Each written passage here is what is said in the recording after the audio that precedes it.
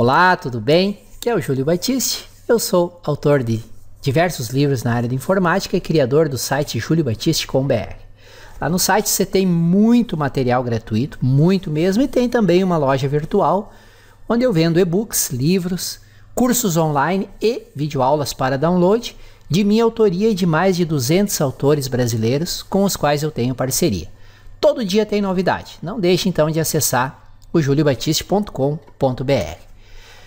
Aqui no nosso canal no YouTube, nós temos neste momento que eu estou gravando esse vídeo, mais 700 videoaulas.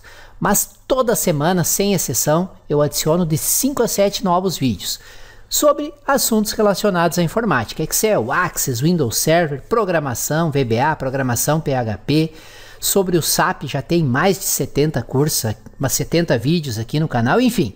Toda semana tem de 5 a 7 novos vídeos. Então, sempre acessem, não esqueçam de se inscrever no canal, que daí vocês serão avisados via e-mail sempre que um novo vídeo for publicado.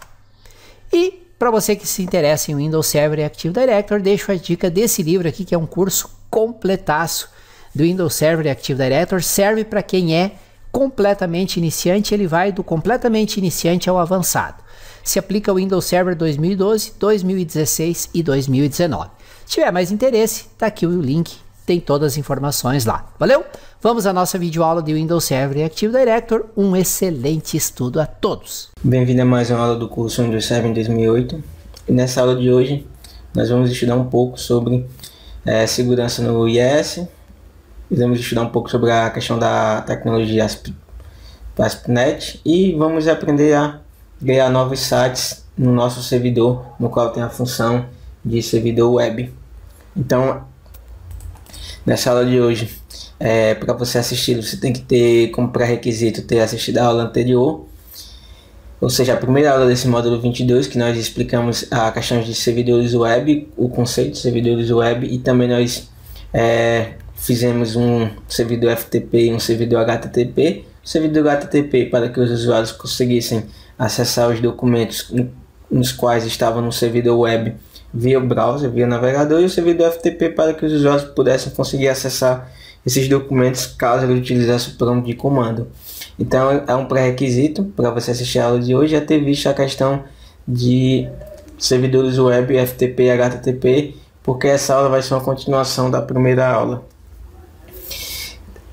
Então na aula de hoje nós estudaremos a autenticação dos usuários no IES, que vai debater a parte de segurança, em que os usuários nos quais podem se autenticar nos servidores web, quando configurado, pode ser nos seguintes modos: uma autenticação anônima, autenticação básica, autenticação avançada, autenticação integrada com Windows e autenticação com certificados e autenticação de formulários. Então, quando configurado no servidor web, no seu Windows Server em 2008, você pode trabalhar com esses seguintes modos de autenticação: permitir uma autenticação anônima, e que nessa configuração os usuários não colocam credenciais alguns, eles conseguem conectar aos nossos arquivos pelo navegador digitando o IP do servidor web, e ele não vai pedir autenticação alguma. E também você pode trabalhar com outros níveis de autenticações que nós iremos abordar mais à frente.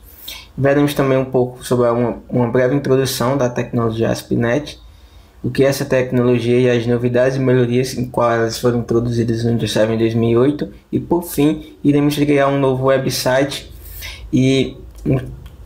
no qual ele vai ter função de servidor HTTP e FTP no nosso Windows Server em 2008, no qual nós configuramos na primeira aula, que nós explicamos o conceito e fizemos um servidor FTP e HTTP, certo?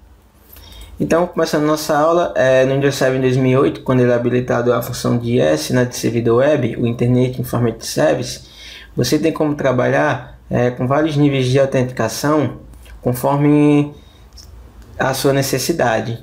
Então, aqui no meu Windows Server em 2008, quando eu configurei a função de IS, e eu estou no console aqui do gerenciador de serviços de informação de internet, que eu cliquei lá em iniciar, ferramentas administrativas, e abrir o console, eu tenho como trabalhar com esses níveis de permissões aqui, nos quais você pode ver no PDF que está acompanhando esse módulo, Você pode trabalhar com autenticação anônima, autenticação básica, autenticação avançada, autenticação integrada com índios e autenticação de formulários. Então esses são os níveis de autenticações no quais vocês podem trabalhar no Windows Server 2008 para autenticar os usuários quando eles tentarem acessar os seus documentos, seja via HTTP, né, utilizando um browser, digitando o IP do servidor web e a pasta virtual, seja o acesso pelo nome de comando, no qual ele vai acessar via FTP. Então você tem como trabalhar com diferentes níveis de autenticação no Windows Server 2008. Esses níveis de autenticação eles vão variar de acordo com qual é configurado. Por padrão, quando você instalar a função de IS no servidor, o Windows Server 2008, a autenticação que ela vem por padrão é a autenticação anônima.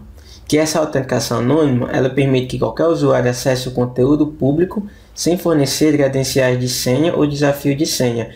Então, esse nível de autenticação que é anônima, ele vai permitir que qualquer usuário ele consiga acessar os documentos no qual eles estão compartilhados em um site pelo navegador, digitando o IP e a pasta virtual sem pedir autenticação alguma. Então, digitado o IP do servidor web mais a pasta virtual, ou seja, o diretório em qual se encontram os arquivos, ele vai dar um Enter e vai conseguir acessar esses arquivos aqui sem se autenticar no servidor.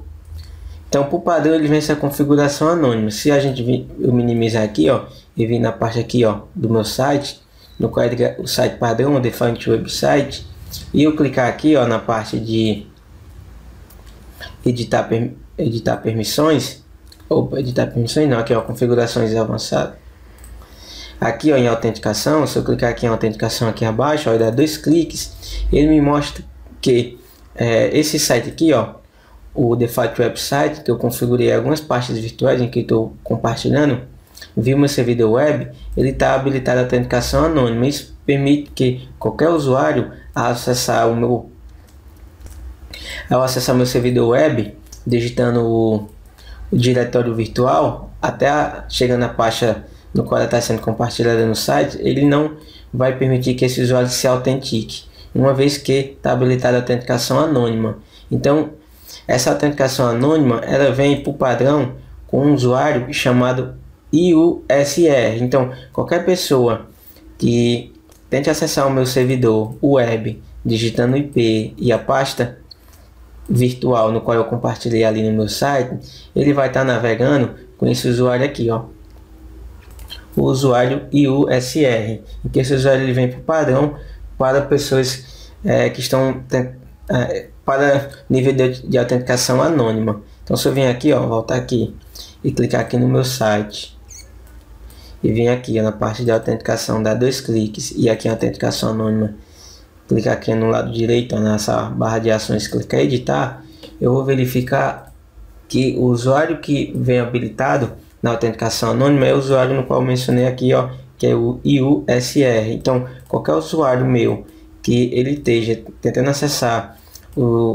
as pastas nas quais estão compartilhadas no meu servidor web, ele vai estar navegando com esse usuário aqui. Então, quando eu for verificar lá nos logs e tiver habilitado essa autenticação anônima, o usuário que eu vou ver lá nos logs vai ser esse usuário aqui, ó, IUSR.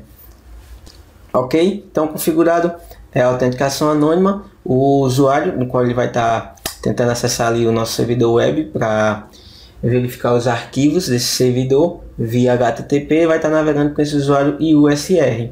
Então, essa conta IUSR é automaticamente criada quando está no servidor de IIS. Mas eu poderia, se eu quisesse, ir no site específico, clicava lá em 2 vezes no site, clicava em autenticação e eu poderia, caso eu quisesse, desabilitar essa autenticação anônima, como eu também poderia clicar em editar e definir aqui, ó, clicando em definir outro usuário em que eu digitaria uma senha e confirmaria essa senha, e caso uma pessoa ela tentasse acessar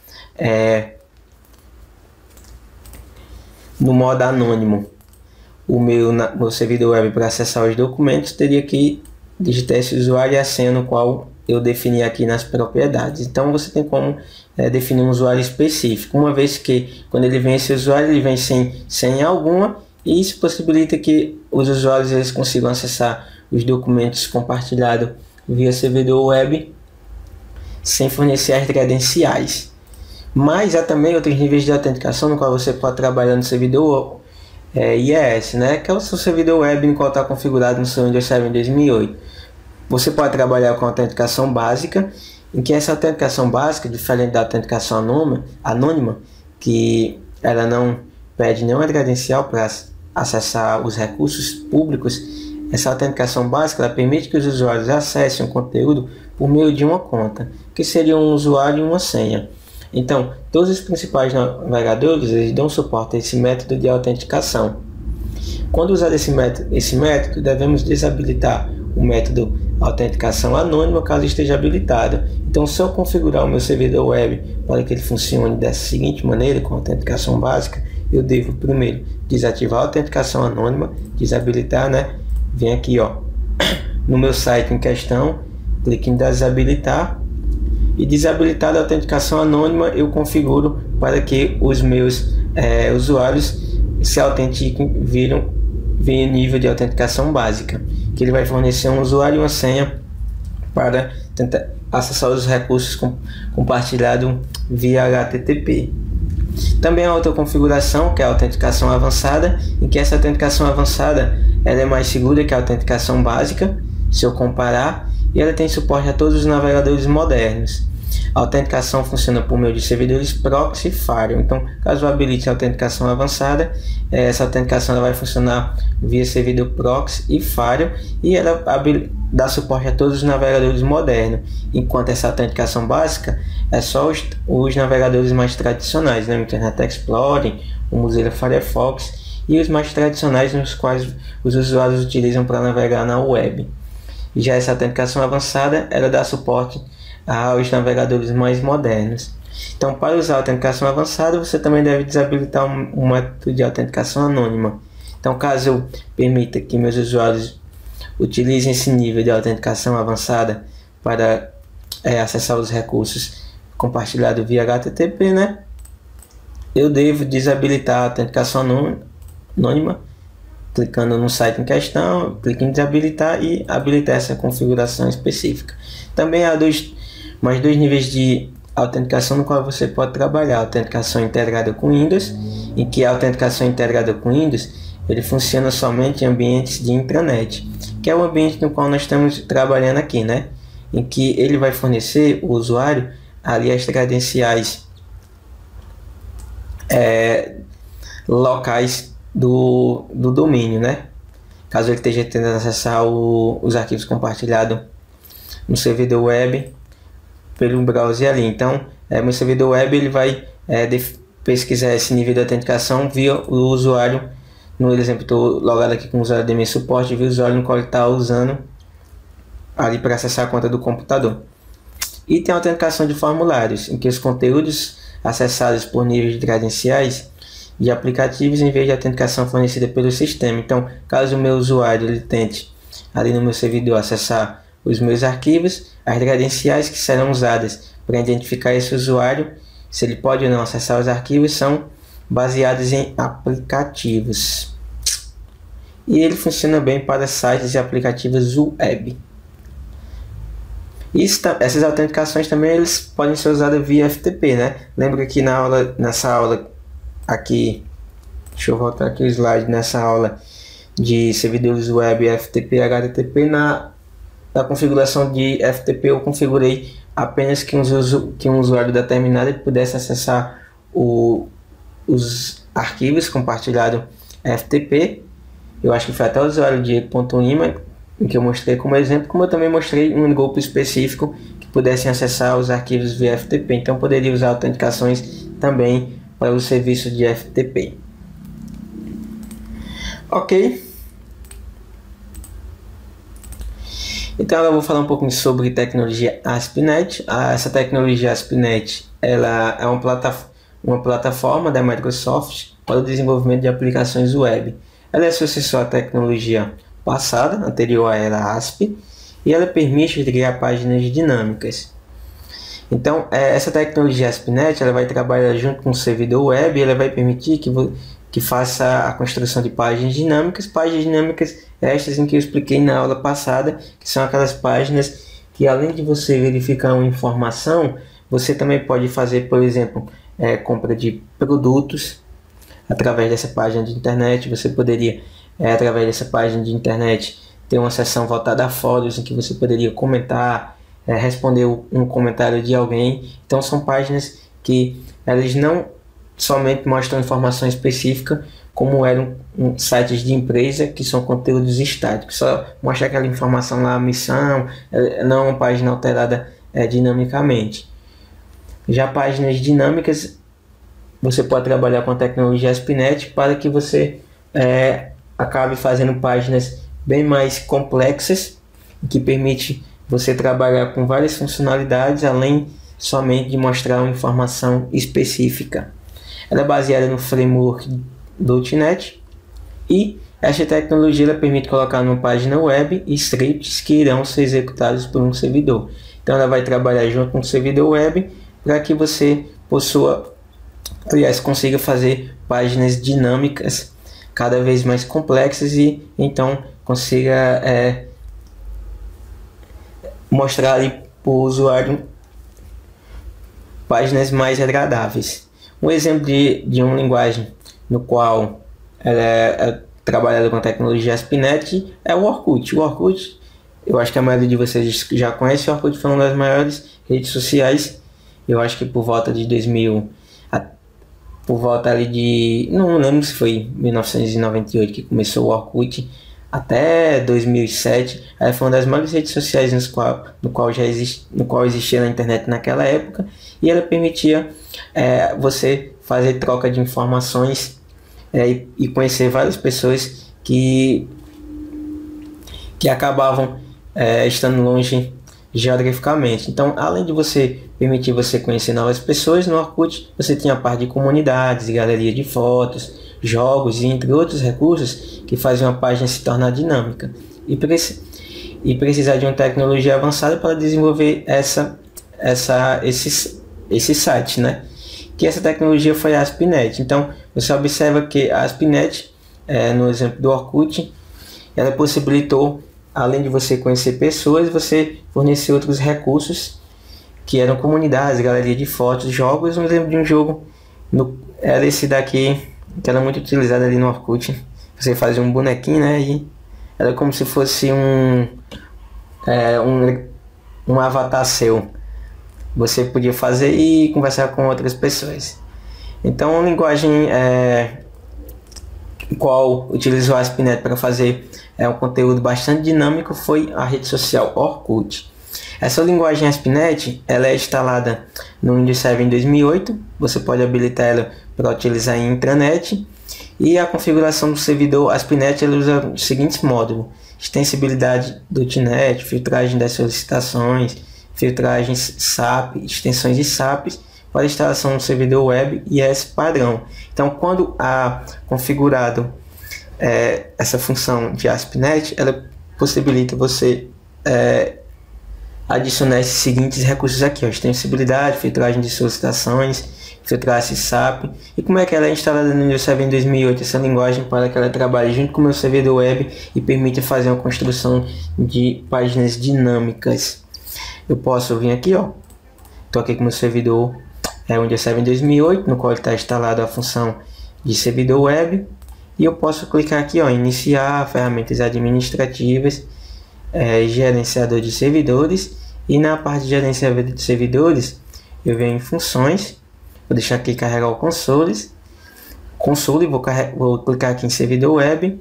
Clicado em servidor web, eu posso ir aqui, descer nessa barra de rolagem aqui, e na parte adicionar serviços de função, vou dar um clique e aqui eu posso habilitar o recurso da tecnologia ASP.NET, nessa parte aqui, desenvolvimento de aplicativo. É aqui em que você habilita esse recurso de ASP.NET, possibilita que ele trabalhe junto com o meu servidor web para a criação de páginas dinâmicas.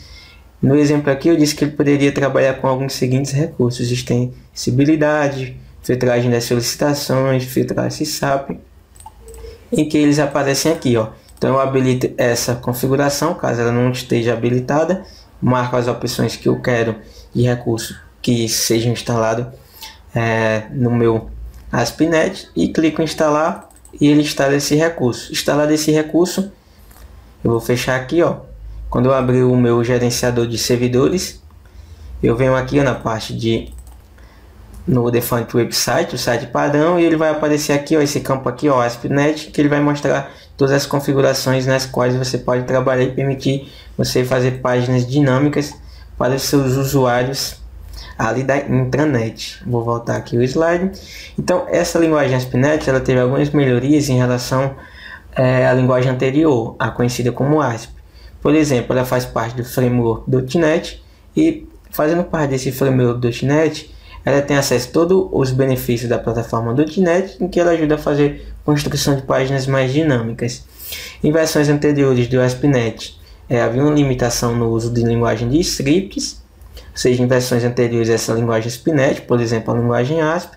Já nessa linguagem ASP.NET, a nova, essa limitação na qual existia em linguagens anteriores, ela já não existe mais, na qual nós podemos trabalhar com qualquer linguagem de script, possibilitando então fazer páginas mais dinâmicas, assim conseguir fazer páginas mais dinâmicas.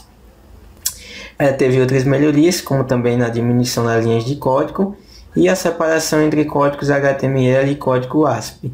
Uma vez que nas linguagens anteriores, por exemplo a linguagem ASP, ele não separava os códigos que eram em HTML e código ASP, e fazia ali uma mistura desses códigos e acabava que não tinha uma organização e quando um administrador quisesse fazer alguma alteração. Já na linguagem ASP.NET houve uma separação desses códigos que eram misturados anteriormente, possibilitando os desenvolvedores fazendo páginas em que era mais fácil serem entendidas. Também outra questão é que através dessa linguagem houve uma compatibilidade com qualquer navegador, que não existia anteriormente.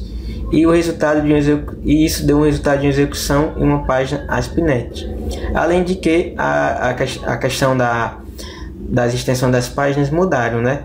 Então, quando você visita um site, por exemplo, www.juliobatista.com.br, e no final tem .aspx, quer dizer que esse site foi desenvolvido na linguagem ASP.NET. E anteriormente, essa extensão era conhecida como .asp.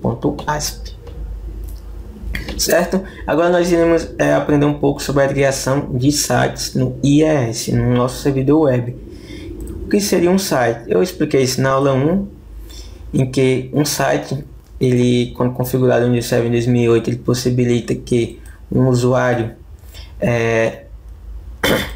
digite o IP do servidor web e a pasta virtual no qual você criou, e então ele permite você acessar os arquivos, os conteúdos desse endereço virtual, né? Então, quando configurado no Windows Server 2008, ele é criado somente um site, que é o Default Website, e você pode, através do IIS, que é esse gerenciador aqui, fazer novos sites no seu servidor web. Então, por exemplo, quando eu configuro meu servidor web, ele habilitou esse site aqui, ó, o Default Website, em que ele possibilita que os meus usuários possam acessar os documentos desse meu servidor através do IP dele, 10.100.100.1, ou através do FQDN dele, mais a questão da pasta virtual que você fez, né?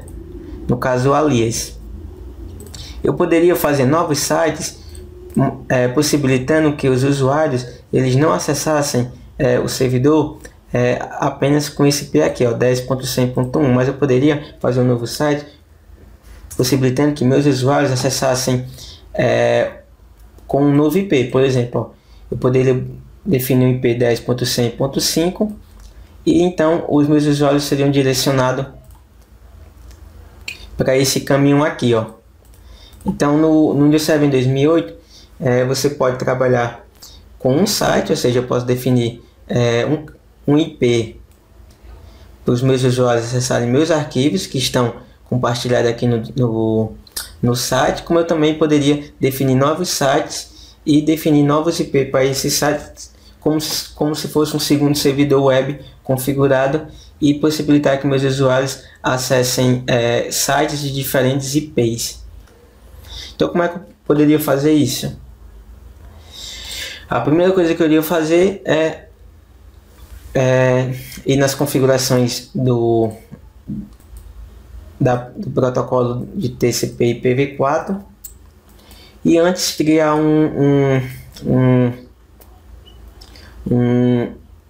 uma nova conexão de rede no meu servidor, ou então definir um novo IP para o meu servidor para que o meu usuário ele consiga acessar os documentos via HTTP de um novo IP.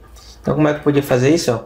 Eu clicava aqui, ó, apareceria a central de rede de compartilhamento, eu dava um clique, poderia vir aqui, ó, da conexão de rede padrão, dava um clique, clicava em propriedades, clicar em propriedades eu vinha no protocolo IPv4 e aqui eu definiria um novo IP adicional para esse meu servidor. Então, além desse IP aqui 10.100.100.1, em qual está configurado no meu site como padrão, eu poderia também definir um segundo IP para esse meu servidor e desse segundo IP eu encaminhar a questão do compartilhamento de arquivos também via HTTP. Então eu clico aqui em avançado. No exemplo aqui eu já tinha feito, eu vou remover, clicava ali em adicionar, defino um IP para esse meu servidor. Esse IP ele tem que atender as questões do IP que tem na tua rede, né? Então eu defini aqui o IP 10.100.100.5 com essa máscara e dou um adicionar. Assim eu possibilito que meu servidor ele tenha dois tipos de IP, o IP 10.100.1 e o IP 10.100.5, em que esse meu primeiro IP eu vou fazer o compartilhamento de arquivos para um site, e nesse segundo IP eu vou fazer compartilhamento de arquivos desse novo site. Eu vou dar um OK, vou dar um OK e vou dar um OK para que ele aplique as configurações e vou clicar em fechar. Agora eu clico em iniciar e venho no prompt de comando e vou digitar ipconfig só para eu verificar se ele está com os dois IPs na minha rede. Ó. Se eu ver aqui o endereço de IPv4 está com IP e ele está com outro endereço de IP para um segundo IP que é o 10.100.5. Feito isso, eu vou ter que ir no meu DNS. Vou agora no DNS. E no DNS eu vou aqui na parte de zona de pesquisa direta. E venho aqui, ó, na parte de curso.com. Vou clicar aqui em novo host para que eu possa apontar um endereço para esse IP. Então aqui é como se eu estivesse fazendo uma máquina assim no meu Active Directory. É como se uma máquina ela tivesse se autenticando na rede, e autenticado na rede, o meu DNS por padrão ele faz aqui o IP dessa máquina junto com o seu nome de host, mas como eu habilitei no meu servidor um segundo IP para esse servidor, o 10.100.5, e nesse servidor e nesse novo IP eu vou direcionar ele em um novo site, eu não tenho como fazer a autenticação para que o meu DNS ele crie esse ponteiro de forma padrão. Então o que é que eu vou fazer? Eu vou fazer isso manualmente. Vou botar aqui o nome do IP desse meu, como seria esse meu novo servidor web. Aliás, vou vir aqui na parte deles de IP e vou dar um nome a ele. Vou botar aqui servidor 2. Vou botar servidor web 2 para ficar mais organizado. Marca essa opção e clica em adicionar host. Feito isso, ele diz que foi adicionado com êxito esse novo host. Concluído. Isso eu vim aqui, ó. Eu já tenho aqui como se fosse uma nova máquina na minha rede, em que essa nova máquina tem um nome servidor web 2 e tem esse endereço de IP. Agora eu vou clicar em aqui na parte de sites, que é na parte de site no meu IES, e então eu vou criar um novo site apontando para esse novo IP, como se fosse um novo servidor web, em que ele vai fazer o compartilhamento de arquivos desse novo IP. Mas antes eu vou fazer a questão do compartilhamento dos arquivos que eu quero, né? Ó, eu vou vir aqui no meu disco local C, clique em novo, pasta.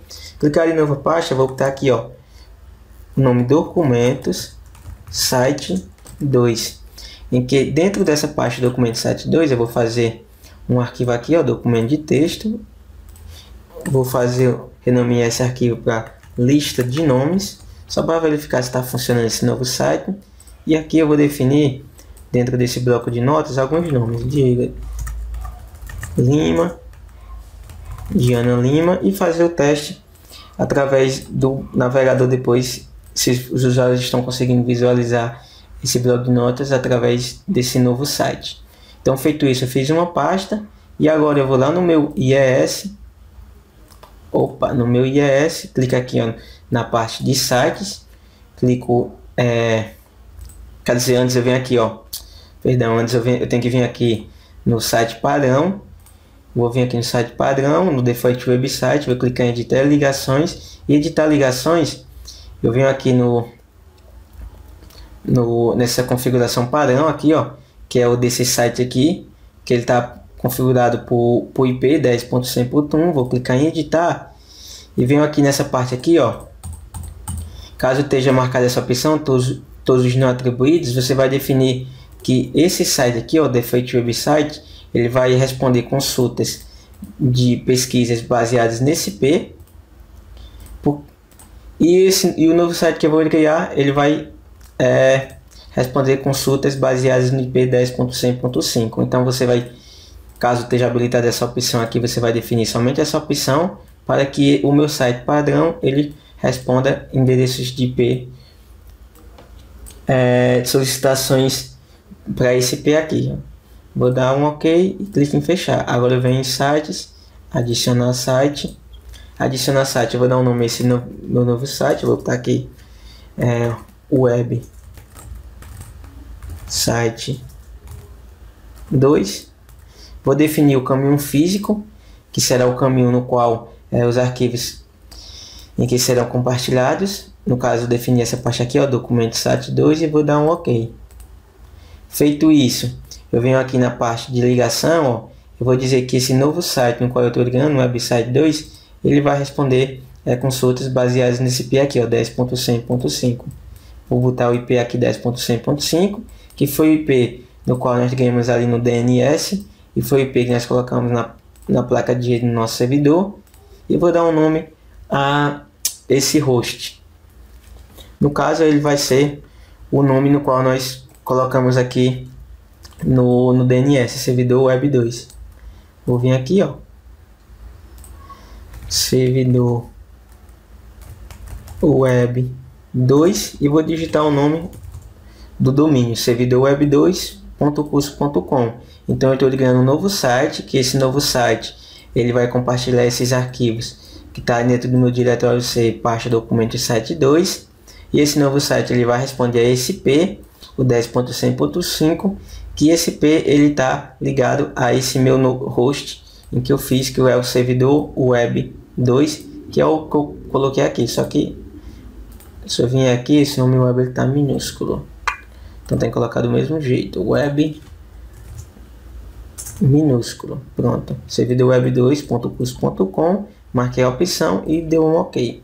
Feito isso, eu clico aqui em website 2, nesse meu novo site, e agora eu vou fazer a questão da pasta virtual, né, que será a pasta documento site 2, ó, para que essa pasta ela possa ser compartilhada através desse novo site. Vou clicar aqui em website 2 no meu novo site, vou vir na parte adicionar diretório virtual, vou dar um nome a esse alias, que será o apelido. Vamos botar aqui documentos, vou botar aqui documentos mesmo, e vou definir um caminho físico que apontará para como se fosse esse apelido documentos, né? Vou vir disso, colocar o C, e vou colocar a pasta na qual eu quero que ele compartilhe os arquivos que estão dentro do documento site 2. Dou um OK. Agora eu vou clicar em OK, e agora o meu novo site ele está compartilhando esses arquivos, ó, que estão localizados no meu diretório C documento site 2 através desse novo diretório virtual em qual eu criei, o documento site 2. Está apontando ali para os meus arquivos que estão dentro da minha pasta documentos site 2, que está localizada no meu diretório C. Agora se eu vim aqui, ó, clicar em iniciar, digitar http://servidor web 2.curso.com/documentos, que no caso é o nome do meu servidor, mais o domínio qual está inserido, que foi o que nós habilitamos aqui dentro do meu site, ó. Servidor web 2 aqui, ó, servidor web2.curso.com, e digitar o nome do alias, que no caso é documentos, que está apontando lá para o diretório C2 pontos, documentos sites, e dar um enter. Ele já vai abrir aqui, vai tentar listar os arquivos que estão nesse diretório, né, ó. Os arquivos que estão dentro dessa pasta aqui, ó, documentos sites. Ele me diz aqui que esses arquivos eles não podem ser mostrados, uma vez que não está habilitada a questão da listagem do conteúdo. Isso eu expliquei na aula de servidor web, na primeira aula. E onde é que você faz isso? Minimizo, venho aqui no meu site, vou aqui no meu alias, vou aqui na parte, ó, pesquisa no diretório, dou 2 cliques e habilito a configuração de habilitar. Feito isso, habilitou a configuração para que ele mostre a listagem dos arquivos, e venho aqui novamente no meu navegador, vou dar um enter e ele já vai mostrar os meus arquivos apontados de um segundo site, como se fosse um segundo servidor web que está compartilhando esses arquivos via HTTP. Então ele já me mostra os arquivos aqui, ó. E caso eu quisesse ver os arquivos do meu primeiro site, que é o Defeito Website, ele estaria configurado para outro IP, que era o 10.100.1. Então eu vim aqui, ó, e digitava http 2.//10.100.100.1 o nome do alias que eu quero, ou seja, da pasta que eu quero visualizar, documentos, ó, documentos, dava um enter e ele já me mostrava nesse endereço aqui os documentos que estão compartilhados via HTTP de um IP, e do outro IP, que é o meu servidor web 2, ele me mostra os arquivos que estão compartilhados do meu outro site. Então você tem essa questão de configurações de site, é você trabalhar com diferentes IPs para que você faça o compartilhamento de arquivos via HTTP. Mas eu também poderia fazer esse compartilhamento de arquivos via FTP. Como é que eu poderia fazer isso? Eu provavelmente clicaria aqui nesse novo site, se eu quisesse, ó, para que ele compartilhasse esses arquivos aqui, ó, que estão nessa pasta documento site 2 de um novo site via FTP. Eu clicava no meu novo website, e o novo website clicaria em adicionar publicação FTP, vim aqui na parte todos os não atribuídos, colocaria o IP 10.100.5, na parte de questão de SSL clicaria permitir, deixaria marcada essa opção iniciar site FTP, clicava avançar, definiria a autenticação como básico, e na questão de autorização eu poderia definir quais usuários ou quais grupos de usuários conseguiriam acessar esses arquivos via FTP. Então eu poderia definir todos os usuários, ou se eu quisesse usuários anônimos, ou definiria um grupo de usuários para acessar, ou usuários especificados. No meu exemplo eu vou colocar todos os usuários. Aqui então eu configuraria as questões de permissões, se esse meu usuário ele iria ler e iria também gravar os arquivos nesse FTP. Eu vou marcar a opção de ler e gravar. Feito isso, eu clico em concluir. Diz que foi feito com êxito a publicação FTP. E se eu vim aqui no meu CMD, ó, vou dar um CLS para limpar a tela e digitar FTP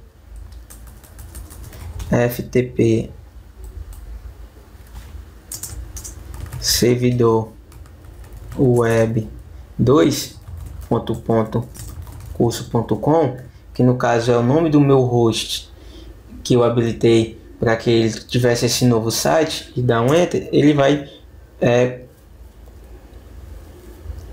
acessar esses arquivos desse servidor web 2 que ele está compartilhado também como via FTP.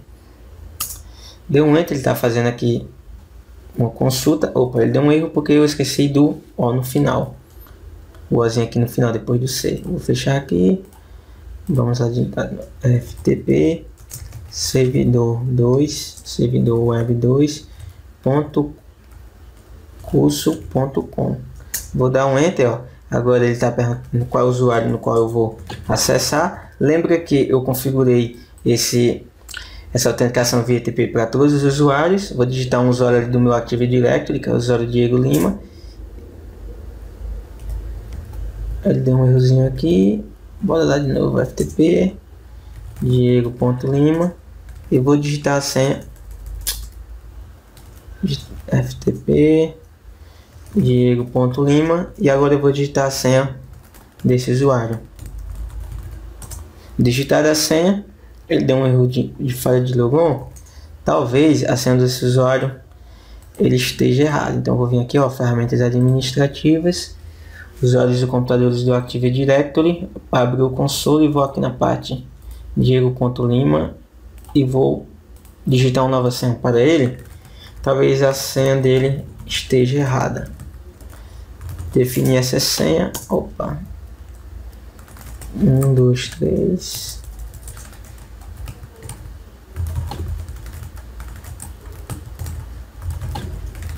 Pronto, defini uma nova senha. Vou voltar aqui a iniciar. Programa de comando FTP servidor 2 web.curso.com. Rapaz, servidor web. O que foi que eu errei aqui, meu Deus? Deixa eu ir de novo. Eita, briga, né? FTP. Mas acontece. Servidor web 2. Deixa eu ver aqui como foi o nome que eu defini, que eu já fiz esquecer. Eu defini servidor web 2. Foi. Servidor web2.curso.com. Vou digitar novamente o usuário Diego.lima, dou um enter e agora vou digitar a senha desse usuário. O login foi feito, ó, o usuário logado, e vou digitar o comando ls para que ele liste os arquivos que estão dentro desse meu FTP servidores web.curso.com, que é esses arquivos aqui, ó, que eles estão compartilhados via FTP do meu diretório C, pasta documentos, site 2. Dei um ls lá no CMD, vou dar um enter e ele mostrou os arquivos, ó. Ele mostrou que dentro desse FTP existe um arquivo .txt listar, que se chama listar de nomes, né? Até aqui foi listar de nomes, é lista. Opa, pronto. Se eu vir aqui novamente, ó, dá um ls, ele atualizou o nome, lista de nomes. Então eu também estou conseguindo acessar meus arquivos via FTP, certo? Então eu poderia também, caso eu quisesse, eu vendo aqui no gerenciador de servidores, eu criei um novo site. Esse novo site eu defini que meus usuários eles podiam acessar esse novo site, em que eu atribuí um novo IP, que foi o 10.100.5, e eu também publiquei os conteúdos desse meu alias via FTP para esse IP também 10.100.5, que é o do meu servidor web 2. E eu de outro site habilitei o IP no qual eu configurei na primeira aula, IP padrão 10.100.1, em que ele está apontando para outros arquivos ali do meu diretório C. Então, enquanto um site eu atribuí um novo IP, que esse novo IP ele está apontando para um determinado caminho do meu servidor, nesse site padrão ele já tem um IP diferente, que ele está apontando para outro caminho do meu servidor. Então aqui é como se eu tivesse dois servidores webs na minha rede. Para não ter esses dois servidores web, eu fiz dois sites em que cada site aponta para um IP, certo? Então se eu vier aqui, ó, só para terminar o raciocínio, se eu vier aqui no programa de comando e digitar o meu FTP do meu primeiro site, ó, que eu habilitei na aula anterior, que foi o que? Eu apaguei. E eu digitasse aqui, ó, caso tivesse configurado o FTP servidor 1.curso.com, ele ia acessar, caso eu tivesse configurado esse site aqui como FTP, ia acessar esse e o meu novo site, servidor 2, trocaria aqui e ele acessava esse novo site, que era representado por esse host aqui, mais esse nome de domínio. Eu espero que vocês tenham gostado da aula. Foi basicamente isso a aula de hoje. Eu expliquei como você fazer um novo site HTTP e um site FTP. Expliquei as questões de autenticações em que você pode trabalhar. Autenticação anônima, em que ela já vem habilitada por padrão um usuário chamado IUSR, em que esse usuário ele não tem credenciais. E você pode desabilitar esse usuário. Você escolhe o site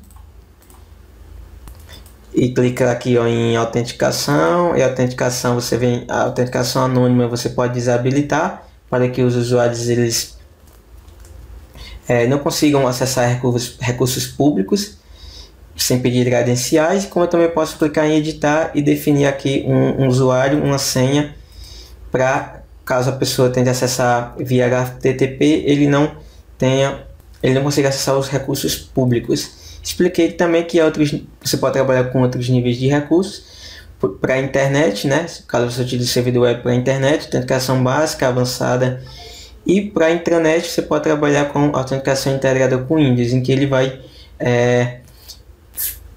fornecer as credenciais ali do usuário do Active Directory ou do computador dele, para que ele consiga acessar o servidor web via HTTP. E também você pode trabalhar com autenticação de formulários. Então cada um deles tem suas vantagens e desvantagens. Todas elas estão apresentadas no módulo de vocês, ó, que é o módulo 22.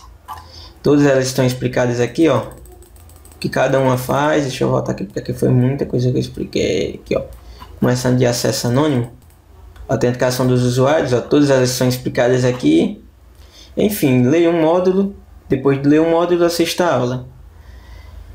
E era basicamente isso a aula de hoje, né? E por fim eu expliquei a questão de tecnologia ASP, que ela é uma linguagem que você permite trabalhar juntamente com o servidor web para fazer a criação de páginas dinâmicas. Para a web, você pode fazer páginas dinâmicas com essa tecnologia. Um exemplo foi a maior rede social que existiu, acho que foi entre 1994, eu não lembro ano que surgiu o Orkut, mas até 2008 aí quem liderava comunidades sociais aí voltada a questão de conhecer pessoas era o Orkut aí, que foi desenvolvido com a linguagem ASP.NET. E você pode trabalhar com ela aqui no teu servidor web voltado para a intranet, clicando aqui, ó,